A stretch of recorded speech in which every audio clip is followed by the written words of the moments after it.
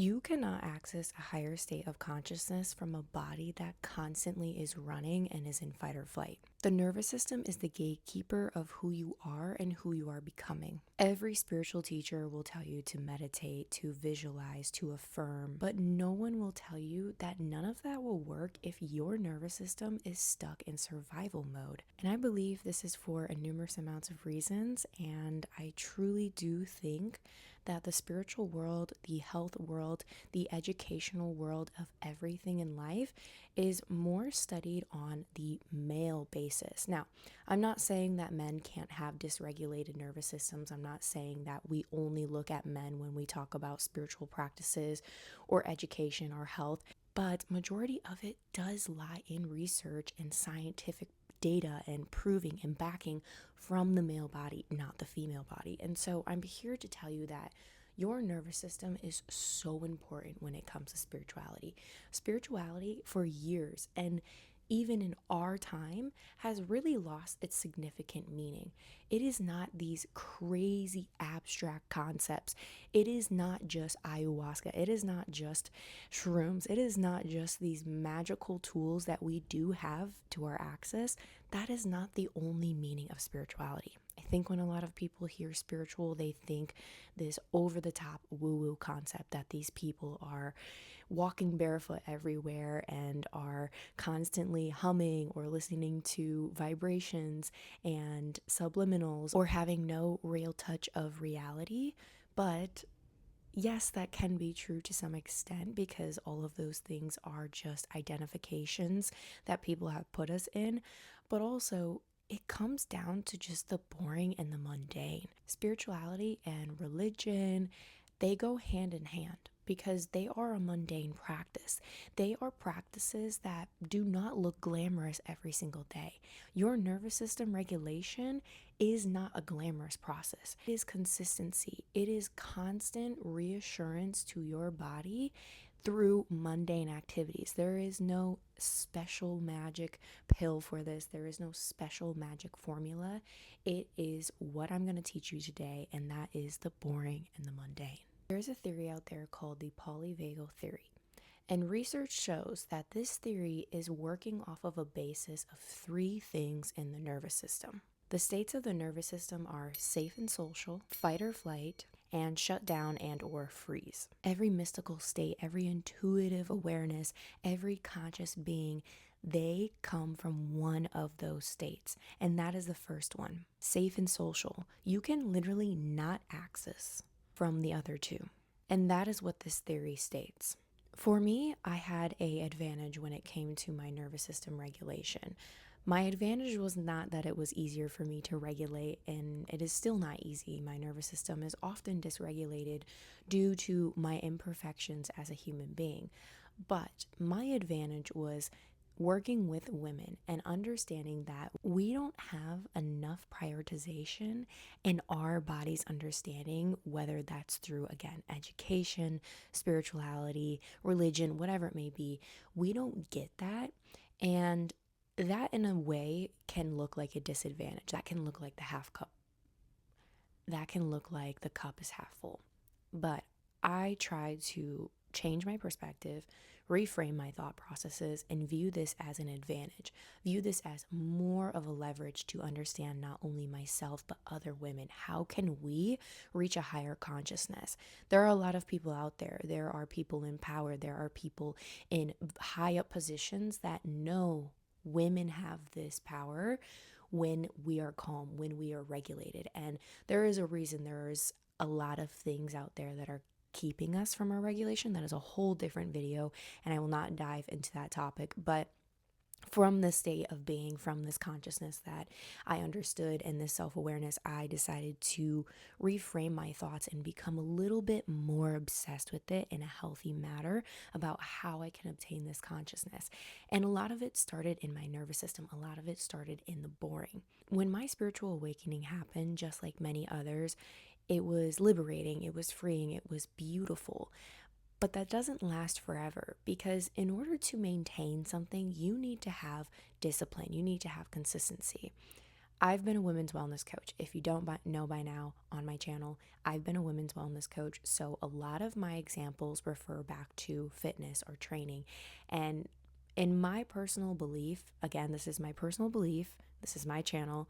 Remember, this is not scientific. This is not a certified spiritual teacher coming to you. But from my personal experience, the physical realm is a great realm to start with. If you don't know where you're at in your life and you want to become spiritual, or you want to, obtain these things that spiritual teachers and practicing people talk about, this enlightened state, this consciousness, and you're like, how do I even start this? The physical realm is a great realm to start in. Okay, the reason as to why is because the physical realm teaches you in your body how to physically feel work, how to physically feel mundane, how to physically feel discipline and consistency. When you can actually have a tangible thing, since we are human beings and the human eye loves to have evidence or loves to have tangible things to grasp onto, the physical realm will give you that. And once you have that, you can expand your consciousness. And this is not a process that is going to take 2 days, 3 days. It could take months. It could take years. Your timeline is written specifically to you, okay? Can't promise how long it will take. But once you can obtain the physical realm and understand the consistency and the discipline and the practices behind it, you can have a broader understanding of the other pillars, the spiritual, the mental, the physical, the emotional. They all go hand in hand. But again, not to say you can't start with the emotional, or not to say that you can't start with the mental, or the whatever it may be, right? You could start with all three. Your timeline could be written in a different font, but I'm just saying, to anyone that's completely lost, I would recommend the physical.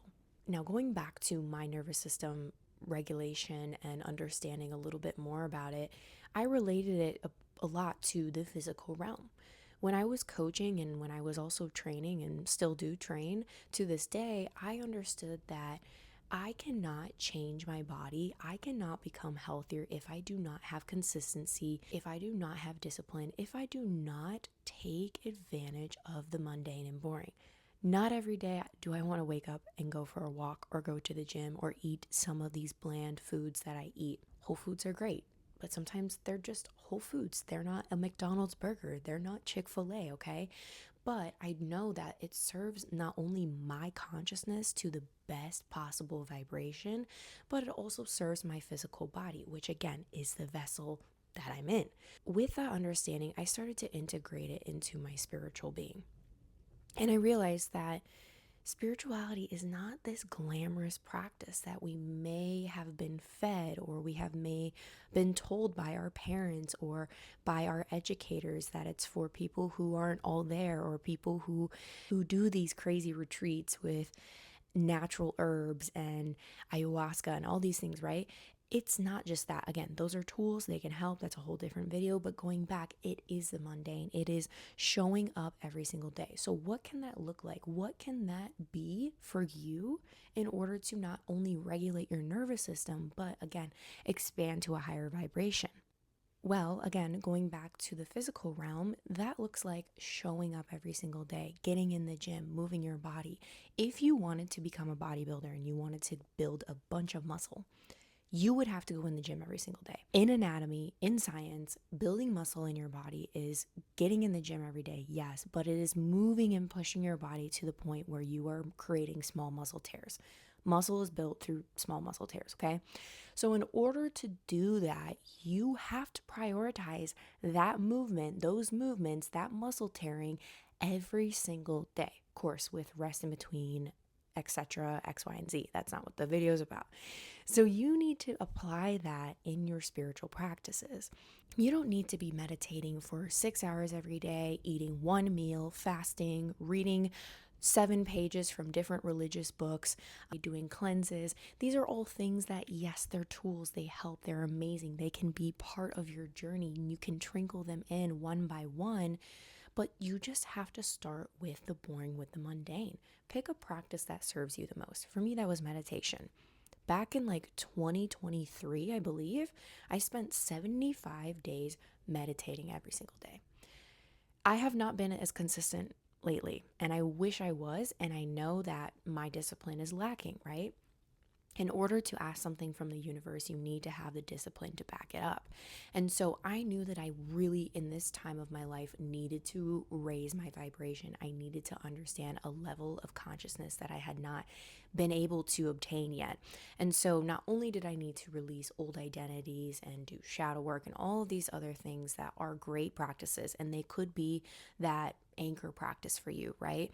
But again, back to my point, mine was meditation. And so I decided to do this every single day without fail. Consistency, 10 minutes or 40 minutes. There was no in between. I was choosing one or the other, and I was doing that every single day for 75 days. It was boring. I did not look forward to it every single day, but I knew it's just what I needed to do. There was no if, and, or but. It's what I did every single day. And when I did that, I tell you that that's where my vibrations went up. That's where my consciousness expanded. You have to move the needle, and it doesn't always look like this glamorous, beautiful process. It could be, breath work. It could be shadow work. It could be every single morning. I'm trying to search for my journal. It could be every single morning just writing down 2 to 3 pages of your thoughts, of stillness, just sitting and looking out your window for 5 minutes, no phone, no distractions. This is what is going to move that needle. It's not these trends, it's not these ceremonies, it's not these prayers that you see online and I often talk about myself. Again, those are tools. Those are for people who have expanded their consciousness or know what it feels like to reach that higher state of presence. Those are great. But if you're not there yet, and if you're a beginner or maybe you're starting over, it's okay to start over. I've done it 1,000,001 times, and I know I will do it 1,000,001 other times. But again, you have to start at the base, at the mundane, at the basic. I find every few months I can get a little bit off track with my spiritual practices. I maybe get a little bit caught up in the 3D realm or in the physical world or in the abstract or in the egoic mind. And I myself have to bring it back to the mundane and remember that these are practices. You cannot become a master. You cannot become an alchemist if you do not practice. And that, I think, is one of the biggest things we, yes, aren't told, but we also aren't educated on. And it's okay to be told these things, but you need to be educated and you need to also take in information about your own body, your own complexities. What is the nervous system, right? What does it do? Why do I need to have a regulated nervous system in order to have higher consciousness? Well, your nervous system makes up your entire body. It is the framework of your thought processes. It is the framework of how you move, how you react to external things. If you don't have a calm and regulated nervous system, every time something upsets you, you are going to essentially crumble. You are going to fall apart. And it is very hard to build spiritual well-being off of a foundation that does not exist or is in shattered pieces. So this is the important topics of spirituality. This is the important things that we maybe aren't educated on or we skip over. It's okay to jump around. It's okay to try different things. I am a very big preacher about trying new things and changing. Change is beautiful, right? We die and we are reborn every single moment, every single instance. But with that death, we need to carry some type of consistency, some type of discipline. Again, it's not just carelessly wandering around thinking that, I don't care about time. I don't care about work. I don't care about other people. I'm spiritual. I can do and be anything I want. Those have bits and pieces of truth to them, yes. But I think we have lost the true understanding that spirituality is hard work. It is hard work to look at your shadow self. It is hard work to go to therapy. It is hard work to understand you are not near where you want to be or you have potentially regressed. These are hard things to face. But when we have that regulated nervous system, when we have that foundation to build off of, we don't crumble as easily. If you take any bits and pieces from this video, It's yes, we need a foundation. It's yes, your spiritual practice might not be working because of this, but more importantly, it is zoning, expanding out to the broader idea of things. Why is nothing moving? Why can I not obtain this reality? Well, it's because maybe you haven't built that foundation. Maybe you're skipping and trying to get to the roof. Can't have a house with a roof without a foundation. You can't have windows. You can't have a door. You need to build those smallly and slowly and surely. Your timeline does not matter. It could take you years. It could take you days. It could take you an hour. That doesn't matter. Time is irrelevant. It's the foundation and the base understanding of these practices. I understand all of these things can be abstract, and starting in meditation or somatic movement or breath work can be complex because where do you start? How do you start? There is no how. There is no where. You just do. You just look up something. You just look up a breathwork guided meditation. You just sit in silence. Sitting in silence is the biggest teacher of life. Just sitting, observing, looking at your window, just being. That will teach you all you need to know because you already know it somewhere. You just have to bring it to the surface.